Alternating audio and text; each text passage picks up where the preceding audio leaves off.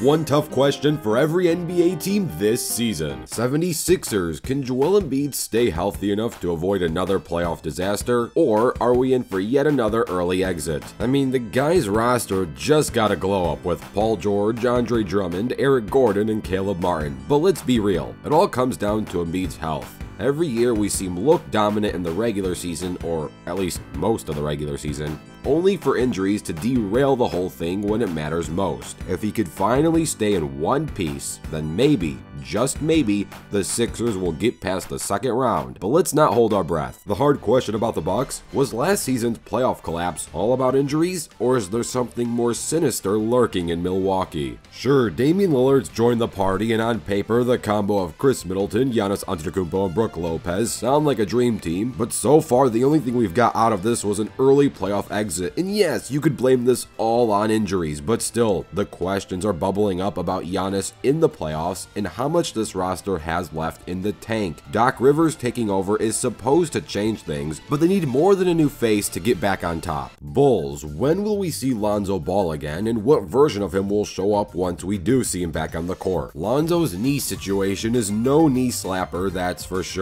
And even though the recovery updates sound promising, you never want to rush back something this serious. If he can return to his pre-injury form, the Bulls' defense and playmaking will skyrocket. But even if we get a fraction of his old self, it's still a massive upgrade. The roster is definitely missing him, so his return remains the big storyline here. Cavaliers, will swapping coaches fix all of the Cavs' issues, or were there deeper problems that needed to be addressed? You got players like Darius Garland, Donovan Mitchell, Evan Mobley, and Jared Allen. All of these players are talented, no doubt about it. But the chemistry? Yeah, there are issues. Garland and Mitchell play like mirror images of each other, so they don't really mesh when they're both on the court. While Mobley and Allen kinda have the same issue. You have two shooting guards and two centers. One's trying to be a power forward but can't, and one's trying to be a point guard but can't. If new coach Kenny Atkinson can't figure out how to make this group click, they'll be stuck as a team that looks better on paper than on the court. Celtics, can the Celtics repeat as champs, or do they just get lucky with an easy playoff run? Sure, their core is solid, but they weren't exactly facing the toughest competition last year, nor the healthiest competition. If they're gonna win it all again, they're gonna need to prove that they could be a fully healthy Bucks team. A tougher road to the title awaits, and they can't coast this time around. Assuming everyone is healthy by the time the postseason rolls around though. Who knows, maybe they do get lucky again. Or maybe they never needed the luck and would win anyway. Clippers, is this Clipper a sinking ship, or should the Clippers keep betting on Kawhi Leonard despite the roller coaster results? With Paul George gone and a roster full of short-term contracts, the future is anything but certain. If this season stinks, it might be finally time to hit the reset button. The next few months will determine whether they're riding with Kawhi or packing it in for a rebuild. Grizzlies, was last season just a bad dream, or are the Grizzlies facing bigger problems? Injuries and Ja Morant's suspension wrecked last year, but with a healthy Morant and Marcus Smart back in the mix,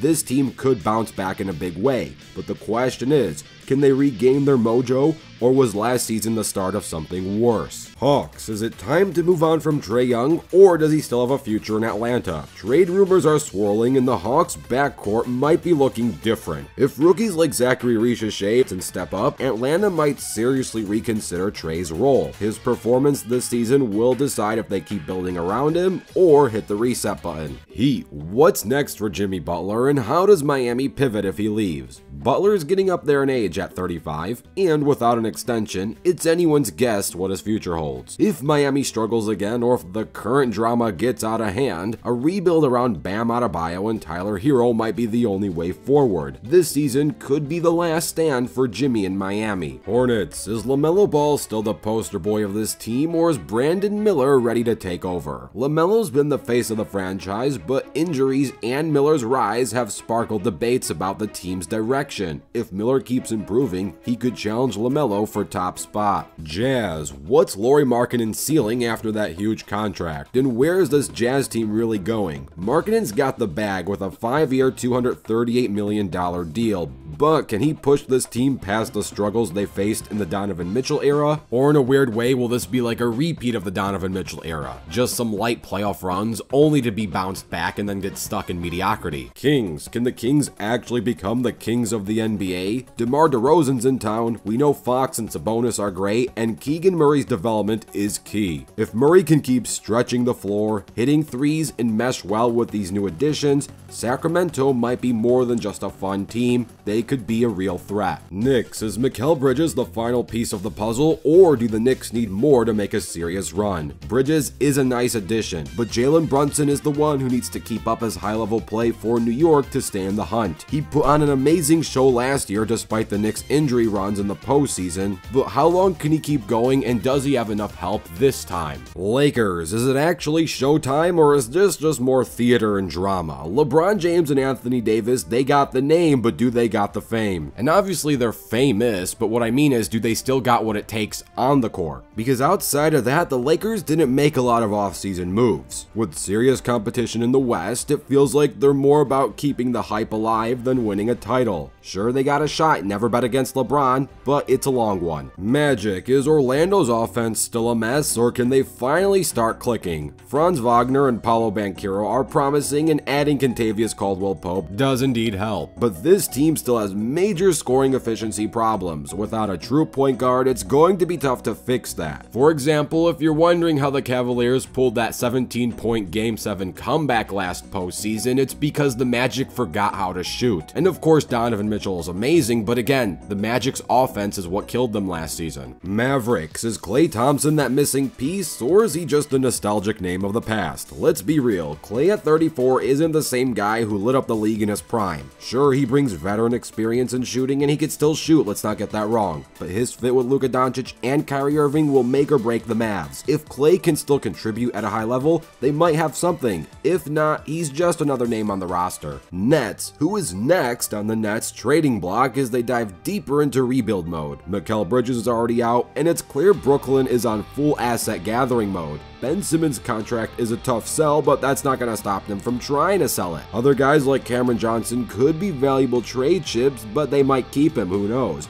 The Nets are focused on the future, and more moves are bound to happen. Nuggets. Who's stepping up for the Nuggets after KCP's exit? Denver seems like they're banking on the young guys like Christian Braun, Peyton Watson, and Julian Strawther. Will these three fill the void? With the roster already expensive and future extensions looming, they've got no choice but to find out the hard way. If these young guns deliver, the Nuggets stay contenders. If not, they could slip. And then of course, that's not even bringing into the equation Russell Westbrook and how much he's got left in the tank. Pacers. Do the Pacers actually have the right roster that just needs to go through some more growing pains, or do they need to make some changes to take this team to the next level? So far, it seems like it's all about the youth movement in Indiana. Players like Benedict Mathurin, Aaron Nesmith, and of course Tyrese Halliburton, they're all great guys who haven't hit their true prime yet, so they may need some time to grow. However, sooner rather than later, Indiana needs to figure out if this is the core or if changes need to be made in order to get better. Pelicans. Is it time to move on from Brandon Ingram, or does he still fit in New Orleans? Ingram's future with the Pelicans is shaky at best, and the fit with Zion Williamson has always been awkward. It's like two power forwards pretending to be anything but. With Trey Murphy III making a name for himself, New Orleans might need to reconsider their long-term plans. Pistons. Is Cade Cunningham the real deal, or is he just putting up empty stats on a bad team? Cunningham's got potential, but at some point, we need to see him elevate the Pistons, not just fill up the box score. If he's truly a star, it should lead to more wins, but I'm not expecting him to lead them to the playoffs this immediate next season, but I don't want to see another record-breaking losing streak. Raptors. Who's going to step up as the second option in the Scottie Barnes era? Fred VanVleet's gone, Pascal Siakam's gone, OG Anunoby's gone. The Raptors are clearly in a new era. Scottie Barnes is the future, but they need someone else to step into that secondary role if they want to be competitive again. Rockets. Are the expectations too high or not high enough? The Rockets have a ton of young talent, but what are they going to do with it is the question. Are they going to keep everyone and see how things continue to gel, or are they going to shuffle up some roster pieces? Is this rocket ship going to the moon, to low Earth orbit, or is it going to stay on the ground? But does Houston have a problem or a solution? Alperen Şengün seems safe, but the rest of the roster, it's still up in the air. Spurs, is Victor Wembanyama already an MVP candidate, or do the Spurs need more time to build around him? Wembanyama's rookie campaign was a hit,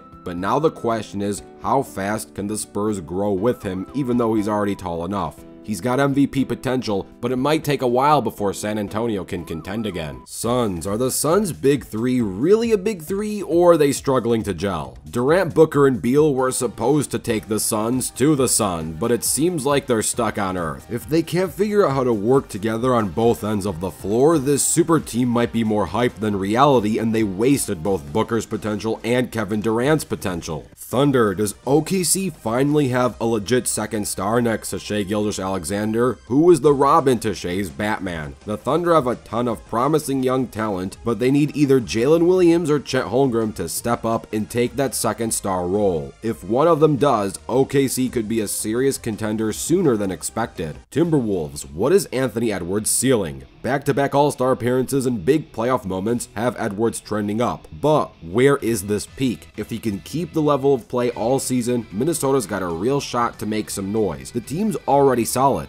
but it is going to be up to Edwards to see where that mountaintop is. Trailblazers, is Scoot Henderson the future for Portland or just another experiment? The Blazers are at crossroads, and Scoot's development will determine their next move. He showed flashes in his rookie year, but now it's time to see if he's got the chops to become the face of the franchise. Portland's rebuild decisions will depend on his performance. Warriors, are the Warriors' championship days officially over, or do they have one last run in them? With Curry and Draymond getting older and questionable supporting cast members, the Warriors are running out of time. Sure, they added some solid role players, but without a true second scorer, another title feels like a long shot. Then again, never say never with Steph Curry on the court. You can't bet against him or count him out in the playoffs if they make the postseason. Wizards, could Alex Sarr be a bust, or was Summer League just a bad dream? Should they still go all in on him, or keep looking for their future star? I really hope the best for Sarr, and I do see the potential in him to be special. He's got the body of the next NBA franchise player, but when you actually put him on the court, can he actually fill those shoes? If he pans out, the Wizards can finally have some direction. If not, well, they'll be right back in the draft, searching for the next cornerstone piece. So here was one tough question for every NBA team this upcoming season. Who do you think has the biggest questions to answer, and who do you think has nothing to worry about? Let me know in the comments below. Don't forget to dunk on that like button and subscribe with notifications turned on. I'm Rebound Rewind, and I'll fast forward to you later.